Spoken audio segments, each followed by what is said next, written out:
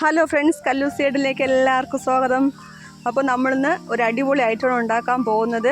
ഞാൻ ആദ്യമായിട്ടാണ് കേട്ടോ ചെയ്യണത്. ഇതെൻ്റെ ഒരു ഫ്രണ്ട് കൊണ്ട് തന്നതാണ്. പുള്ളിക്കാരത്തി കോട്ടയത്തിന് കൊണ്ട് നട്ടതാണെന്നാണ് പറഞ്ഞത് കേട്ടോ. അവർ ഇതിനെ ചീർസ് ചേമ്പ് എന്നാണ് പറഞ്ഞത് കേട്ടോ. അപ്പോൾ ഇതാണ് സംഭവം. ഇതാണ് ഇലയൊക്കെ ഉണ്ടായിരുന്നു, അതൊക്കെ വാടിപ്പോയായിരുന്നു. അപ്പോൾ ഞാൻ ആ ഇലയൊക്കെ കട്ട് ചെയ്ത് മാറ്റിയിട്ട് തണ്ട് മാത്രമാണ് എടുത്തിരിക്കുന്നത്. ഇലയും കൂട്ടാൻ വയ്ക്കാൻ കൊള്ളാമെന്നാണ് പറഞ്ഞത് കേട്ടോ.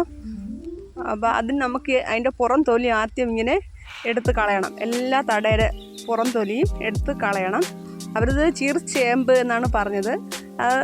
ചേമ്പ് തന്നെയാണ്, ഏതൊരു ഐറ്റം ചേമ്പാണ്. പക്ഷേ അവരുടെ വീട്ടിലൊക്കെ ഇത് സ്ഥിരം കൂട്ടാൻ വയ്ക്കാറുണ്ട്. നല്ല ടേസ്റ്റാണെന്നാണ് പറഞ്ഞത്. അപ്പോൾ ഞാൻ ആദ്യമായിട്ടാണ് കേട്ടോ വെച്ച് നോക്കുന്നത്. അപ്പോൾ എല്ലാം നമ്മളതുപോലെ അതിൻ്റെ തൊലിയെല്ലാം ഇങ്ങനെ കുടിച്ചെടുത്ത് മാറ്റിയിട്ടുണ്ട്.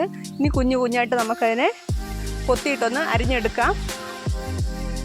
ചെറിയ ചെറിയ പീസായിട്ട് കിടന്നാൽ മതി കേട്ടോ. ഇത് നല്ല സ്പോഞ്ച് പോലെ ഇരിക്കുകയാണ്. സ്പോഞ്ച് തന്നെയാണോ നമുക്ക് തോന്നിപ്പോകും. പക്ഷെ അത്ര നല്ല പഞ്ഞി പോലെ ഇരിക്കുകയാണ് അതിൻ്റെ പീസുകളെല്ലാം.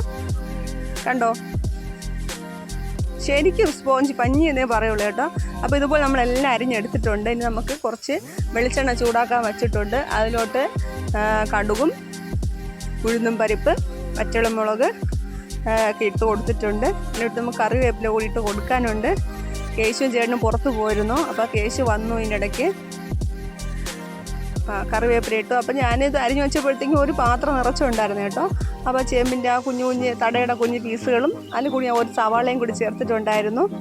അപ്പോൾ നമുക്ക് ചീനച്ചട്ടിയിലോട്ടിട്ട് കൊടുക്കാം. ഏതാണ്ട് 3/4 ചീനച്ചട്ടിയോളം ഉണ്ട്. ഇതെങ്ങനെ കഴിച്ച് തീർക്കും എന്ന് ഞാൻ ആലോചിച്ചുകൊണ്ടിരിക്കുകയായിരുന്നു. നമുക്കിത് ആവശ്യത്തിന് ഉപ്പും കൂടി ചേർത്ത് കൊടുക്കാം കേട്ടോ. വെള്ളം ഞാൻ ഒഴിക്കണില്ല, വെള്ളം ഒഴിക്കാതെയാണ് ഞാൻ ചെയ്യണത്. കാരണം ഇത് ഈ പറഞ്ഞ പോലെ പഞ്ഞി പോലെ ഇരിക്കുകയല്ലേ. അപ്പോൾ നമ്മൾ വെള്ളവും കൂടി ഒഴിച്ച് കഴിഞ്ഞാൽ ചിലപ്പോൾ വെന്ത് ചീഞ്ഞ് പോയാലോ. അതുകൊണ്ട് വെള്ളം ഒഴിക്കണില്ല, എണ്ണയിൽ തന്നെയാണ് ചെയ്യണത്. ശേഷം ഒരു മാങ്ങയും കൊണ്ട് വെച്ച് ഉരുട്ടിക്കൊണ്ട് നിൽക്കുകയാണ് കട്ട് ചെയ്ത് കൊടുക്കാൻ പറഞ്ഞ്. അത് കുറച്ച് കഴിഞ്ഞാൽ നോക്കിയപ്പോഴത്തേക്ക് ഞാൻ അന്തം വിട്ടുപോയി. കാരണം ഒരു ഏകദേശം ഒരു 3/4 ചീനച്ചട്ടിയോളം ഉണ്ടായിരുന്ന തടയായിരുന്നു കേട്ടോ. പക്ഷേ ഇപ്പോൾ ഒരു കുഞ്ഞു പാത്രത്തിൽ വെക്കാനേ ഉള്ളൂ. ഇനി ഒരു കൂട്ടാൻ കൂടി ഉണ്ടാക്കണമല്ലോ ഞാൻ ഇത് കണ്ടപ്പോൾ തന്നെ ചിന്തിച്ചു പോയി.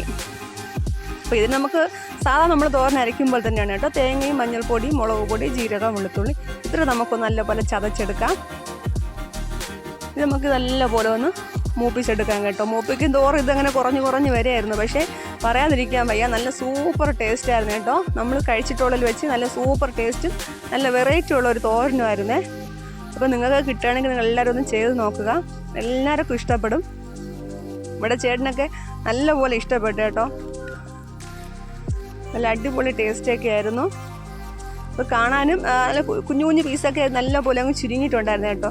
അപ്പോൾ ഞാൻ ഈ വശക്കും തോറും വീണ്ടും എൻ്റെ തോരൻ കുറഞ്ഞുകൊണ്ടിരിക്കുകയാണ്. ഞാൻ അതുകൊണ്ട് ഇനി വശക്കൽ മതിയാക്കിയാലോ എന്ന് വിചാരിച്ച് അപ്പോൾ ഓഫ് ചെയ്തിട്ടുണ്ട്. ഈ വീഡിയോ ഇഷ്ടമെങ്കിൽ എല്ലാവരും ലൈക്ക് ചെയ്യുക, ഷെയർ ചെയ്യുക, സബ്സ്ക്രൈബ് ചെയ്യുക, സപ്പോർട്ട് ചെയ്യുക. ഓക്കെ.